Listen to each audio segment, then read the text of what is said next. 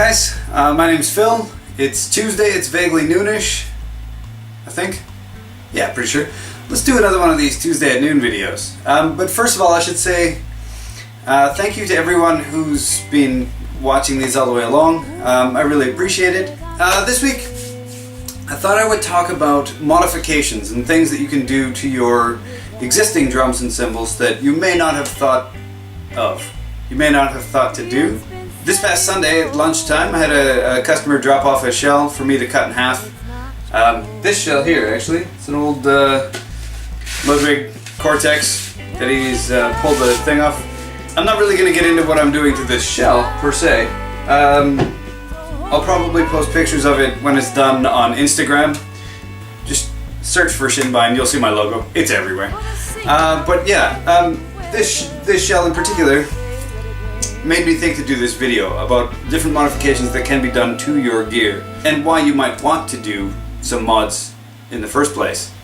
If you've got your equipment and you've had it forever and it's kind of, you know, beyond its warranty, so to speak, and you're a little bit bored of it, you know, you've had the same drum set forever but you can't really afford to get a new one, it might be a good idea to modify your kit to, you know.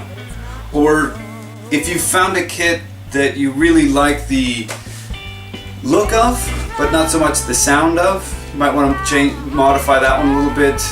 Some of the things you can do to your kit would include things like cutting your drum shells down so that, you know, that 22 by 20 that you bought in, you know, 10 years ago, 12 years ago, you can chop it down to say 22 by 16. It's much more convenient in general, you know. And the same can go for toms. You can cut toms down.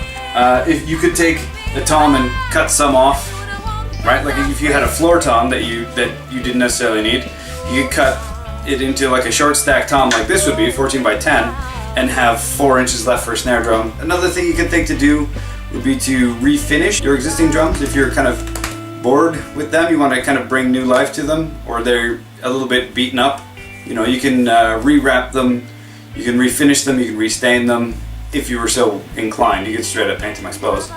One of the more interesting things I've done with my personal gear would be when I babushka'd my touring kit. I put it on the table saw and I cut the 20 and the 14 in half, and then I added like a little lip to the inside that kind of straddles the gap. So now I put the 10 wrapped in a towel inside the 14, wrap that in another towel, and put it inside the bass drum. And I tour with my whole kit in one bass drum case.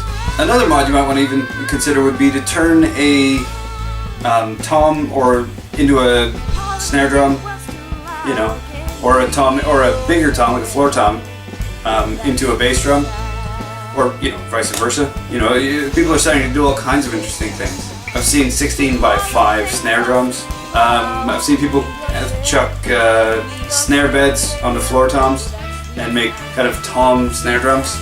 You might want to think about cymbal modifications. You know, add some rivets, do some big old cutouts, make it like one of Sabian's ozone cymbals. Add random things to your gear just in general.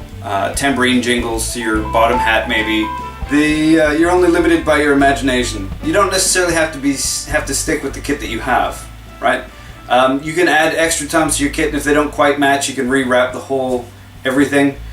If you want to get a really fancy high-end looking kit, you can buy individual toms from the same kind of make and model and rewrap them all so that they match, so it looks like you bought this epic kit.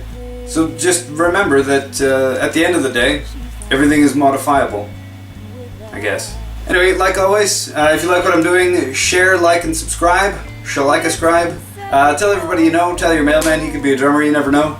And I'll see you next Tuesday.